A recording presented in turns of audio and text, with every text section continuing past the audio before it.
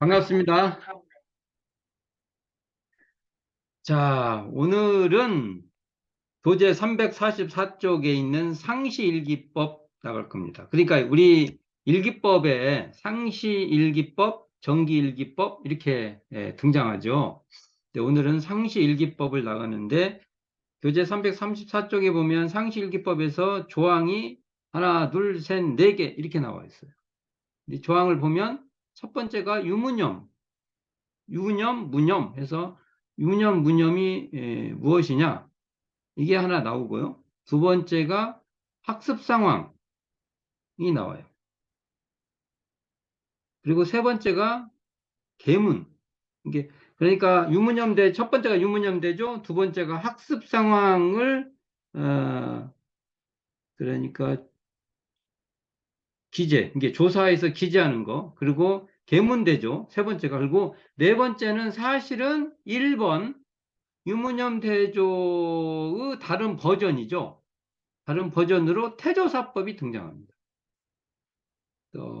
사실 그래서 사실은 1, 2, 3 하면 끝나죠. 내용상으로. 근데 4번은 1번에 대한 어떤 그걸 어떻게 다르게 적용할 것인가 내용에 따라서 따로 태조사법은 따로 살펴보도록 하겠습니다. 그만큼 태조사법이 중요해서 이야기를 해보려고 하는 겁니다. 자, 그러면 먼저 교재 지금 345쪽 보면은 상시일기법 이렇게 나와요. 그러면 상시일기는 앞에 대요 봅시다. 대요. 일기법의 대요에서 뭐라고 나왔어요? 상시일기가 제가 출가와 유식한 사람, 무식한 사람의 그게 그 막론하고 당일, 그 당하는 그날을 유무념 처리와 학습 상황과 계문의 번가 유무를 여기서 그때 반성이 굉장히 중요하다는 얘기를 들은 적이 있어요. 반성하기 위하여 상시일기법을 제정하였다. 이렇게 등장을 하는 내용이죠. 그래서 이걸 보면 상시의 제가 할 때, 그러니까 제가라는 말, 집에 있다라는 말은 상시하고 통하는 말이죠. 근데 집에 있다라는 말을 그냥 문자 그대로 쓰면 안 될 것 같고요.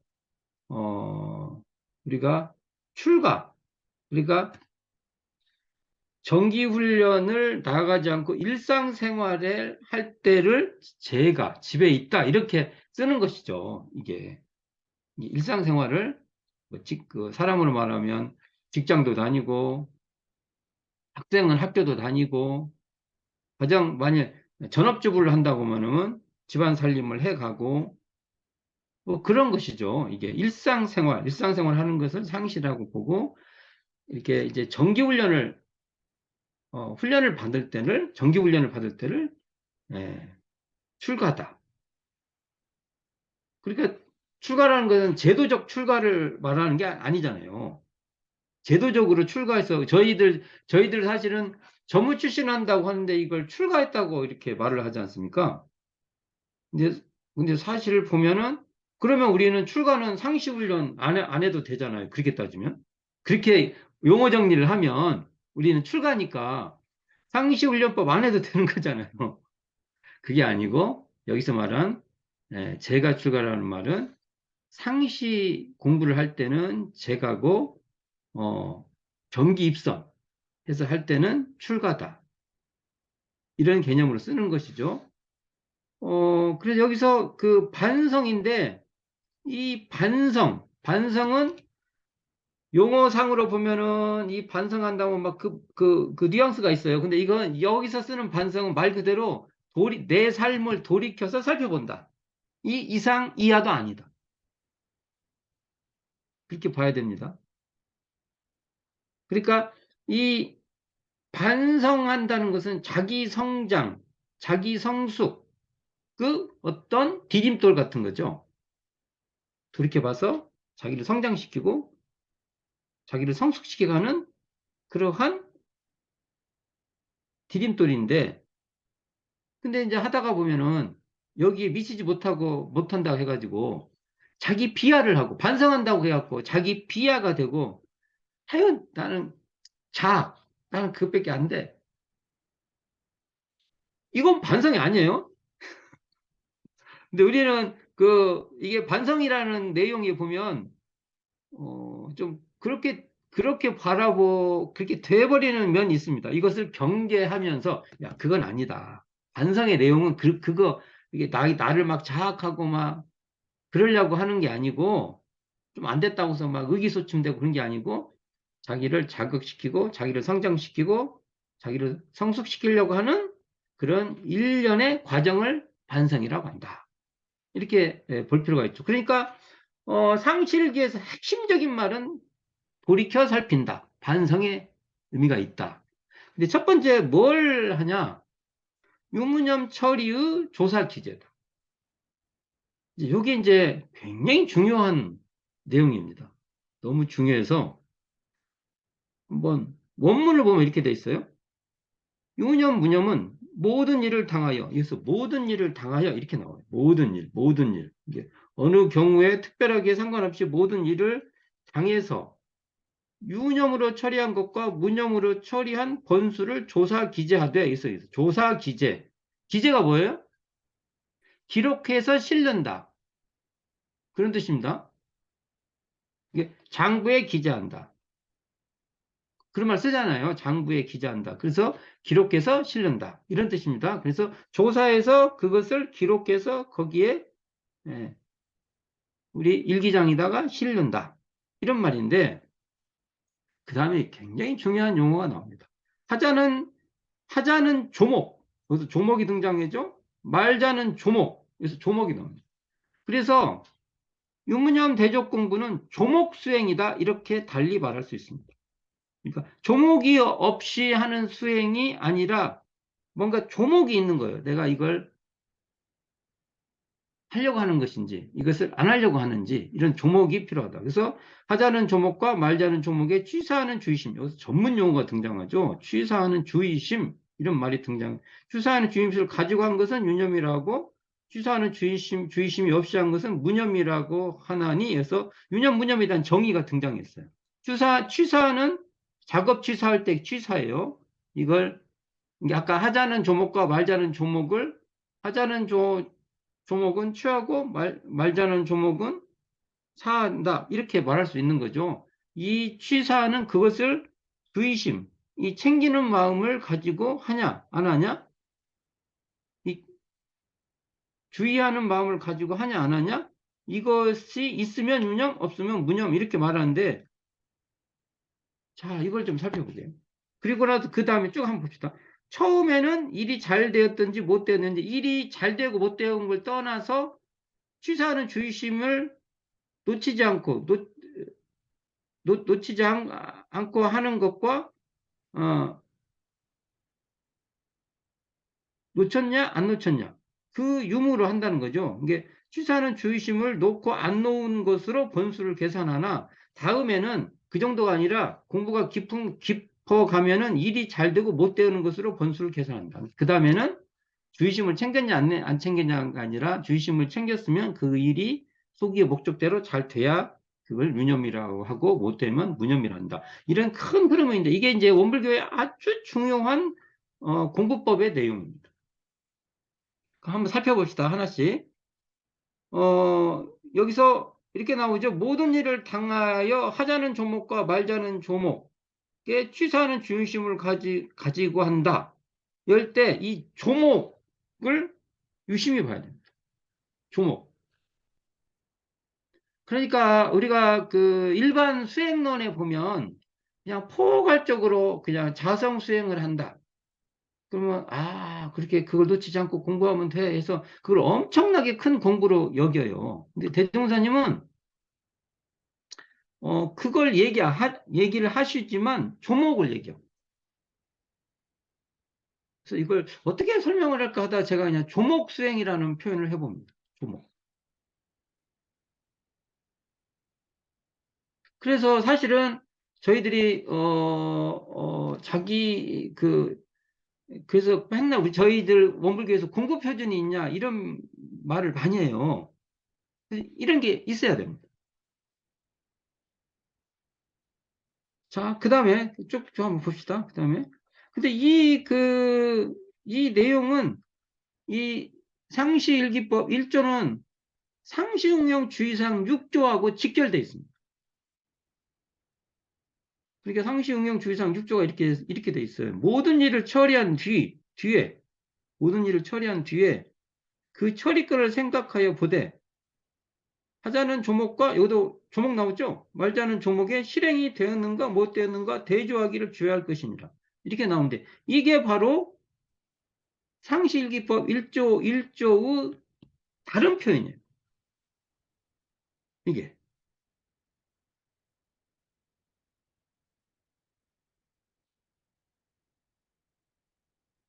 그러면 과연 취사하는 주의심을 어떻게 볼 것인가?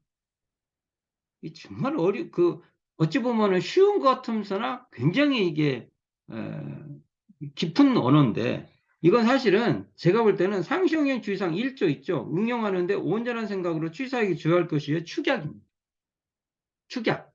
이것을 요 말을 응용하는데 온전한 생각으로 취사하기를 주의할 것이라는 말을 이렇게 똘똘 뭉쳐갖고 이렇게 한 말로 말하면 이게 취사하는 주의십니다. 이렇게 보는 게 맞을 거라고 봅니다.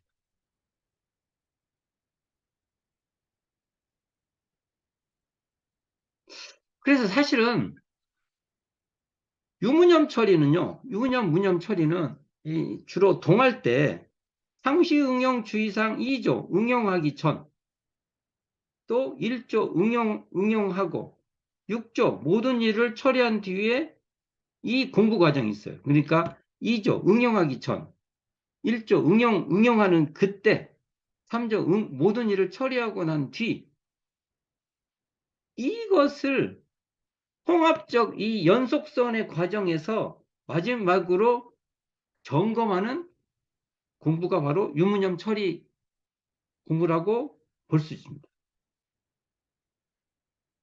여기 보면은 모든 일을 당하여, 여기 계속 나오죠. 모든 일을 당하여 이 말이나 당일, 일기법에 보면 당일 이렇게 나와요. 당일이나 그때 이런 말은 상통하는 말이에요.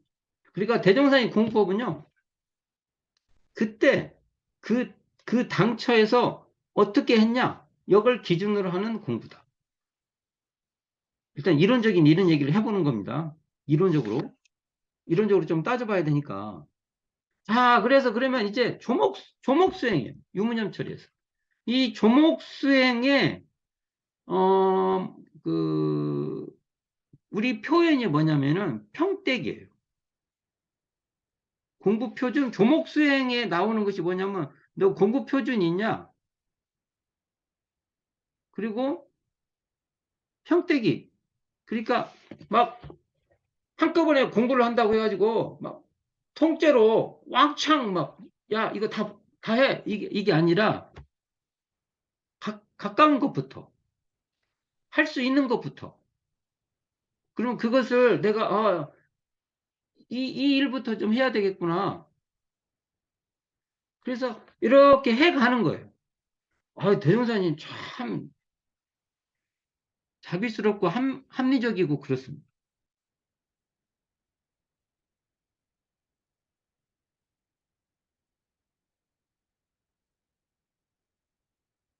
이 맞춤형 공부 좀 비슷해요. 이게.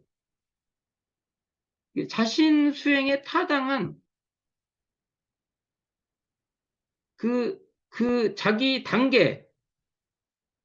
자기 단계에 맞춰서 하는 공부예요. 이게.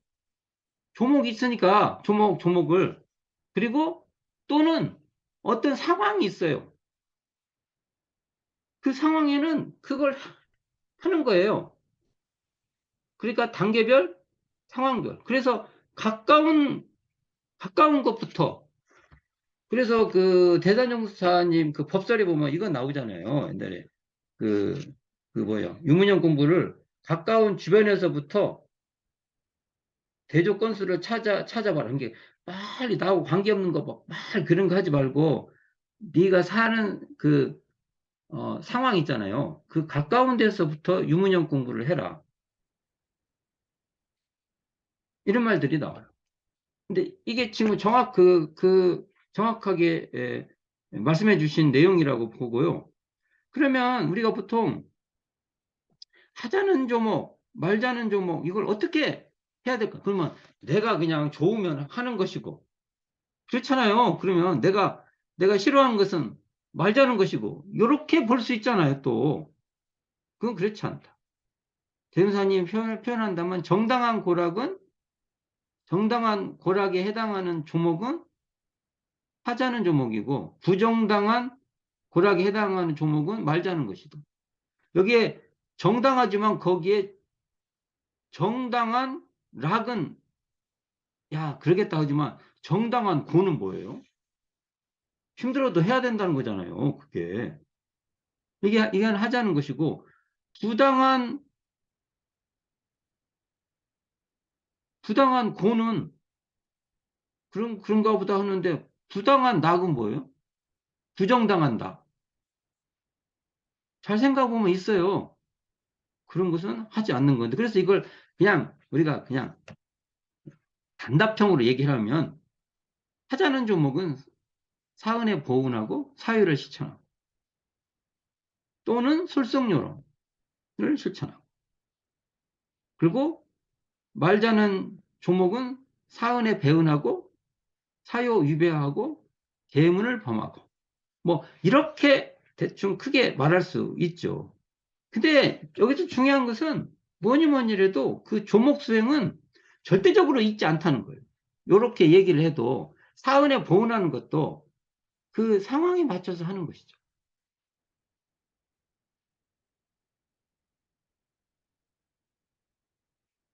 만일 우리가 그냥 보통 우리 현재 어, 천지보훈법회 이렇게 보면은 그 절절 운동 이렇게 하지 않습니까? 이것도 상황에 따라서 그것을 적용해서 해야 될 그것이 굉장히 있는 거죠. 그래서 자기가 공급편을 가지고 그 하나씩 하나씩 해가는 것이 원불교 수행법의 아주 중요한 내용이다. 이 전통을 잘 지켜가야 된다고 봅니다. 그런데요, 우리가 하자는 조목과 말자는 조목이 중요한 것은 뭐냐면 이게 바로 우리 삶의 센서가 돼야 된다. 센서. 우리가 요즘 참 좋아요. 차가. 요즘 차 나오면은 뭡니까? 차선 바뀌면 삐 소리 나요. 그럼, 차선 바뀌었구나. 특히 좋을 때, 좋을 수 있잖아요. 그러면 싹 바뀌면 정신 바짝 들잖아요. 그리고 요즘은 앞차 속도에 비해서 너무 접근하면은 삐삐삐삐 소리도 나고, 또 정체해야 되는데 앞차가 출발하면은 종아치 가면은 소리가 나요. 차 떠났다고. 요즘 그러잖아요. 그리고 그 후진했을 때 뒤에 벽 같은 것이 많이 오면은 신호를 해주잖아요. 이게 바로 하자는 조목과 말자는 조목은 그와 같은 이렇게 경계태세 하듯이 그러한 센서와 같다. 이게 하자는 조목과 말자는 조목을 자기가 공부 표준을 갖고 있고 내 삶의 바탕에서 평대기 할 수 있는 공부의 기준이 있다는 것은 센서를 나한테 달고 있는 것과 같다. 이렇게 봐야 될 겁니다. 굉장히 원불교에서 중요한 공부. 성리 공부를 하는 사람일수록 이렇게 하자는 조목과 말자는 조목에 깨어 있으면서 그걸 자기 상황, 자기 그 단계와 그 일의 상황에 맞춰서 적용한다. 막연히 그냥 상품만 다 갖고 있으면은 공부가 다 돼요. 이렇게만 그것을 외면하지 않지만 우리 대준사님 공부는 하자는 조목과 말자는 조목 수행과의 관계 속에서 한다. 이게 중요한 내용. 둘째 봅시다. 둘째는 학습 상황을 조사하여 기재하는 것이다. 여기 나와요. 학습 상황 중 수양과 연구의 각 과목은 그 시간수를 계산하여 기재하며, 시간수죠. 예외와 입선은 참석 여부를 대조 기재하는 것이다. 그러면 이게 대개 보면 이 학습 상황은요, 상시훈련법에 주로 3조, 4조, 5조에 해당합니다. 그렇죠? 상시 응용주의상 3조가 노는 시간 있고 보면 경전법규 연습하여 주의할 것이 보니까 이 경전법규 시간을 기재하는 것이죠. 4조는 뭐예요? 경전법규 연습을 대강 맞춘 사람 의리엄마하기를 주의할 것. 요것도 맞죠? 석반 후 살림에 대한 일이 있으면 다 마치고 잠자기 전 남은 시간이나 또는 새벽에 정신을 수양하기 위하여 연불자산에 주의할 것이요. 요렇게 상시 응용주의상 3조, 4조, 5조의 연구와 수양. 이게 수양과 연구죠, 여기. 이게 이 상시응용주의사항으로 순서대로 보면 연구와 수양 시간을 계산해서 기재해라. 얼마큼 했냐를 돌이켜서 살펴봐서 내 공부를 촉진시킨다는 것이죠. 그리고 교당량시 주의사항에서 보면은 4조, 매년 성기에는 선비를 미리 준비하여 선원에 입선, 선원 입선에 하여 전문 공부를 주할 것이요. 여기에 해당하는 내용이죠. 그리고 5조 매 예외 날에는 모든 일을 미리 처결해 놓고 그날은 교당에 와서 공부에만 전심하기를 주할 것이요 했을 때 예외와 입선 참여 여부를 조사 기재해라. 이건 뭐예요? 예외와 입선에 관심을 갖고 적공해라. 이게 기재라는 건요, 기재의 목적이 있는 게 아니고요. 공부심을 더 체계적으로 적공할 수 있는 그러한 내용이죠. 이게. 자, 그리고 이제 셋째가 뭐예요? 셋째, 여기 3. 계문은 범과 유무를 대조 기재하되, 계문은 범과 유무죠. 범했는가, 범하지 않는가. 범과가 있을 때는 해당 조목에 범한 번수를 기재하는 것이에요. 범과가 있을 때 기재해라. 근데 이 계문이 참 고민입니다.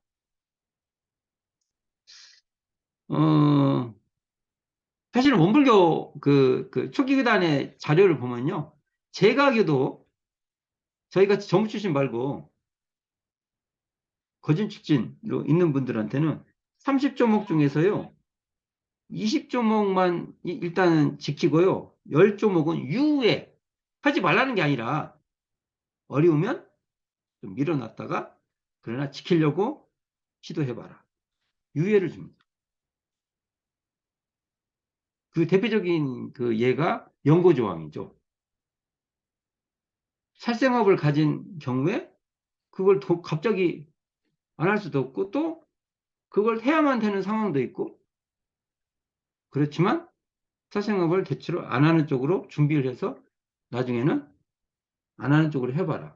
그렇지 그걸 그냥 갑자기 하지 마라. 이렇게는 안 하신다는 거죠. 그런 게 있습니다. 근데 이 계문을 어떻게, 30계문을 어떻게 봐야 되나? 30계문도 단계별로 주죠? 보통급 10조항, 특신급은 20조항, 상정급은 30조항. 이렇게 나가잖아요. 요 조항도. 그리고 이제 법강위부터는 자기가 심계를 삼아서 공부를 해라. 이렇게 나오는데 저는 이 계문을 어떻게 이해할까 할 때 저는 이게 그 법이 단계별로 주는 공동 유문형 같다. 이렇게 생각합니다. 계문은 우리가 공동이라고. 그건 그냥 서로 지켜줘야 되는 내용이다.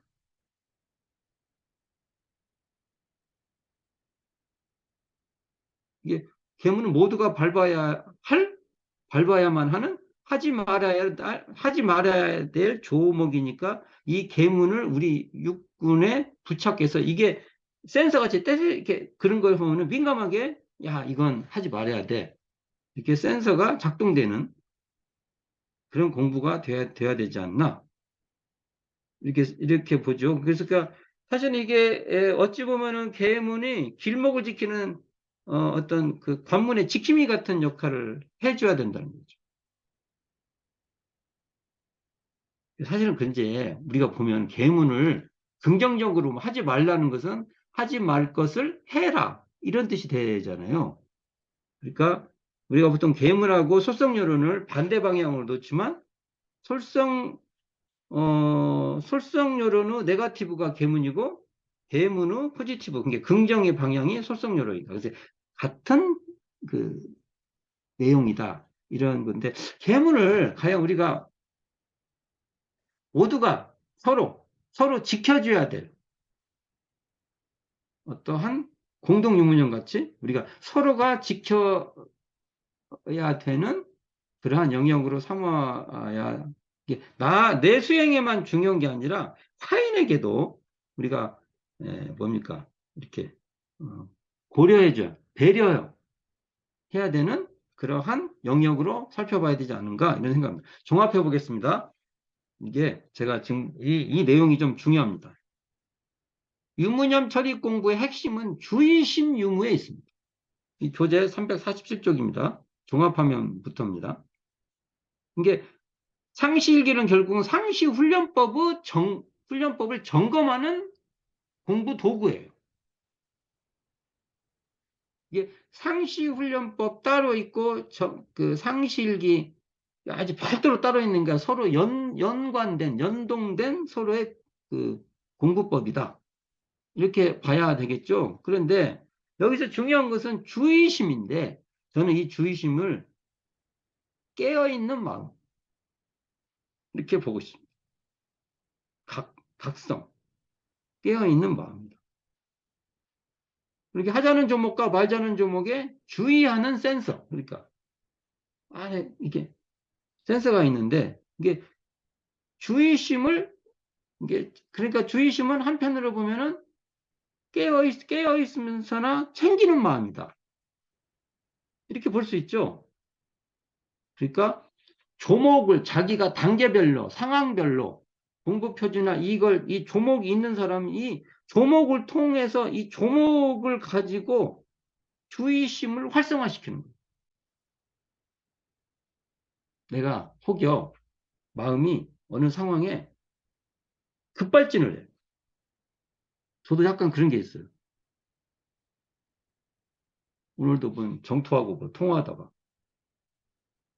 우리 정토가 화냈어. 왜요? 제가 뭔 대화하다가 어느 부분에서 급발진했어. 자기 성격이 있는 거죠. 또 상대방과 서로와 서로 간의 성격상 또 이게 그렇게 하면 안 되는 것이 있어요. 그러니까 그런 것을 그 챙겨서, 그러니까 거기에 이렇게 깨어있는 마음, 정신 차리고 있는 마음을 작동을 해갖고 그런 경우 있으면 한 번은 이렇게 슉 갈 수 있어도 더 진척되지 않고 잘 챙겨서 그래서 이렇게 조목을 통해서 주의심을 활성화하고 그래가지고 어떤 경계에 취약한지 어떤 일에 뜻을 두어야 하는지 그 조목을 챙겨서 조사하고 점검할 수 있는 게 바로 주의심을 챙기는 것이다. 그러니까 이걸 이제 종합을 해보면 이렇게 볼게요. 교재 347 중에 밑에서 좀 볼게요. 제가 읽어보겠습니다. 조목으로 주의심을 더욱 활성화하고, 그렇죠? 조목이 잘 됐으면 주의심이 더 활성화할 수 있어요. 주의심으로 깨어있는 그 마음에 의해서 내가 챙겨야 될 조목을 더욱 잘 챙기도록 할 수 있다. 이게 조목 수행과 주의심이 서로 연동돼서 주의심이 이렇게 커지니까 내가 조목에 마치 차에서 그런 것 때문에 이렇게 센서가 팍 울리듯이 되고 조목을 잘 챙기는 것은 또 한편으로는 내가 주의하는 그 마음이 항상 커지는 거예요. 그래서 조목과 주의심이 서로를 이렇게 상승시키는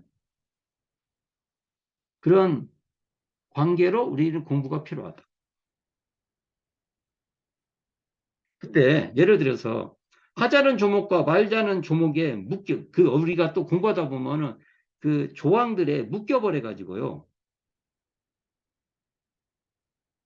주의심 자체를 놓쳐버려요. 그냥 그것을 했냐 안 했냐만 되지 그것을 하고 있는 그걸 챙기는 마음이 드러나지 않고 그럴 수 있잖아요. 그 행위만 하지 실제로 그것을 챙기는 그 공부심은 없을 수 있어요. 아니 그런 식으로 해서 어떤 그런 형식적인 일기법에 일기에 그치면 마치 포수가 토끼를 잡으려다가 그렇게 보면은 이게 토끼라도 호랑이를 놓치는 격이 된다. 자, 그러면 이렇게 물어볼 거예요. 그러면 주의심이 뭐냐? 물어볼 거예요. 그럼 주의심이 뭐야? 저는 이렇게 봅니다. 주의심이 바로 공정영지의 이론상 광명. 제가 아까 뭐 깨어있는 마음, 챙기는 마음, 이것을 조금 거창하게 이론적으로 얘기를 하면 좀 이렇게 교리적으로 설명하면 주의심이 바로 공정영지의 그런 이론상의 광명이고 원망구적과 지공무사한 각자의 마음이 바로 그 마음을 딱 놓치지 않는 것이 바로 주의심입니다. 그래서 이 말은 정산종사께서요, 어떻게 말했냐면요, 유무념 대조도 이론상을 실행하는 과정이다. 이렇게 나와 있어요. 회보에 정산용사님 이론상이 대야라는 글에 나와요. 그러니까 유무념을 대조하는 속에서도 이론상, 이 공정영지 광명이 항상 이렇게 있는 그것이 있어야 된다는 겁니다. 그러니까 유무념 처리도 이론상 자리에 근원한 수행법이다. 주의심, 주의심을 챙기는 이 주의심인 이론상 장기를 챙기면, 이 주의심이 환히 있으면 그 이론상을 놓치지 않으면서 조목, 내가 해야 될 건가 말해야 할까, 이 조목도 잘 운영해 가서 결국은 우리가 기질변화, 실질적인 기질변화까지도 잘 해나갈 수 있다. 경계를 대해서는 유념하고 경계를 지낸 후에는 유념했는지 무념했는지를 대조하는 유무념 대조를 하자는 것인데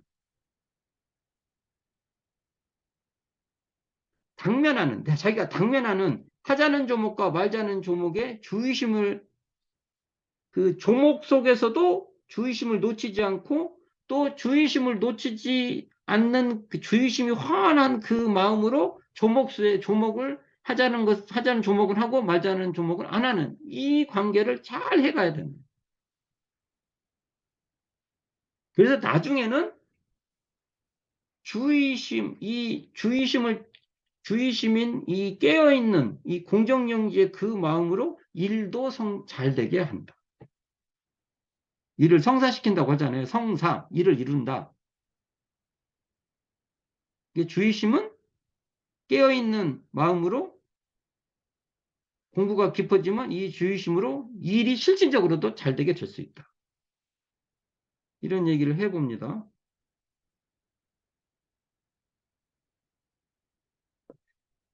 자, 끝으로 이 얘기를 좀 해보겠습니다. 이 교재 348쪽 보세요. 아,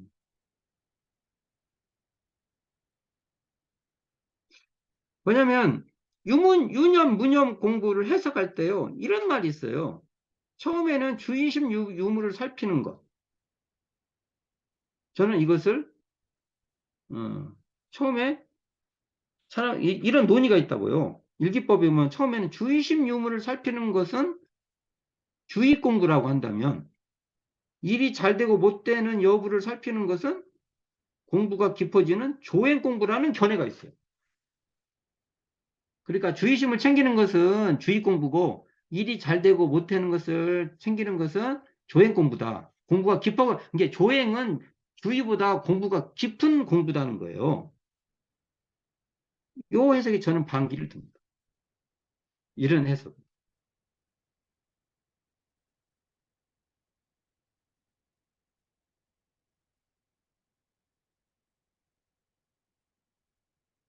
그리고 주의는 마음으로만 챙기는 거고, 조행은 실행으로 하는 것이다. 이런 설명도 해. 왜 그러냐? 주의 조행에 보면은, 뭐죠? 실행하는 마음, 근데 생각을 해보세요. 실행하는 마음은 마음이고, 그것도 말이 안 돼요. 실행하는 마음인데 어떻게 그게 마음이에요? 그것도 실행이지? 그러니까요. 저는 이렇게 봅니다. 예, 마지막 볼게요. 저는 어, 주의심 유무와 이르 성사 여부도 주의 공부 내의 단계로 볼 수 있기에 주의 그러니까 주의심의 밀도의 차이는 있겠죠. 그러니까 이게 어, 주의 공부를 조행 공부 전 단계로 규정하는 관점은 저는 고민해 그건 저는 아니라고 보는 겁니다. 자, 여기 왜냐하면부터 읽어볼게요. 왜냐하면 첫 단계의 주의심 유무로부터 이르 성사 여부까지 과정은 주의하는 주의심 밀도 과정이라는 겁니다. 그냥 그런 차이밖에 없어요. 일이 잘 성사되는 것도 주의심의 밀도가 높다는 것으로 주의는 챙기는 마음 단계뿐만 아니라 실행까지를 포괄하는 거예요. 아니 이게 마음 따로 있고 실행 따로 있고 그런 게 아니라는 거예요. 그런 과정을 말하는 거다. 이런 말을 해봅니다. 제가 349쪽에 쭉 읽어볼게요. 당후에 주의심 유무, 주의심이 있었냐, 유무 또는 이르 성사 여부를 대조하면 이는 유무년 대조의 조행 공부이다. 저는 어, 이렇게 보는 거. 당초, 이를 당해서는 주의, 그러니까 유념 공부하는 거고, 당후, 이를 지내고 난 데는 그것을 대조, 반조하는 것이 바로 조행 공부 단계인데, 이것을 일기로 기재하면 그게 일기법이다. 이렇게 정리를 해봅니다. 자, 오늘은, 이 상실기법의 1, 2, 3조를 조금 이론적 얘기를 좀 깊게 해봤어요. 좀 해볼 수밖에 없었어요. 그래서 조목수행은 중요성, 원불교의 중요성. 그래서 우리가 주의한다, 주의심을 갖고 산다 하면은 사람들은 성품짜리만 딱 이렇게 챙기고 있으면 된다고 하지만 원불교에서는 깨어있는 그 자리를 갖추고 있어도 내가 구체적으로 어떤 것을 구체적 그 단계로 공부할 것인가라는 것을, 공부 표준이 없으면 그것이 어찌 보면은 그것이 바로 원불교에서 말하는 그, 묵조. 그러니까, 묵조가 아니라 뭡니까? 성성함이 없는 공부. 깨어있음이 없는 그런 공부라고 볼 수 있다. 단계별, 그 상황별로, 그래서 자기 공부 표준으로 하나씩 평대기 하고 해로 갈 수 있는데, 그 속에서도 항상 깨어있는 우리의 본래 마음을 그 속에서도 항상 살려내고 있어야 된다. 그래서 깨어있는 그 마음이 살려있는 사람은 항상 자기 단계에 맞춰서 공부를 하나씩 해간다. 평대기를 이렇게 자기 삶에, 예, 내가 어떤 사람은 성격이 느슨한 게 좋을 때도 있지만 문제가 있잖아요, 또. 그러면은 필요할 때는 좀 빨리 할 수도 있고. 성격이 급한 사람은 자기 단계별 어떨 때는 느슨하게 할 수 있는 그렇게 자기 자기 삶의 조목으로 잡지 못하면 원불교 대종사님은 그건 피상적인 공부다. 이 점을 고민을 많이 해 주시라. 라고 얘기를 해 봅니다. 자, 오늘은 상시일기법의 1, 2, 3조를 살펴봤습니다. 다음 주에는 이제 태주사법을 좀 심도 있게 나가볼까 합니다. 수고하셨습니다.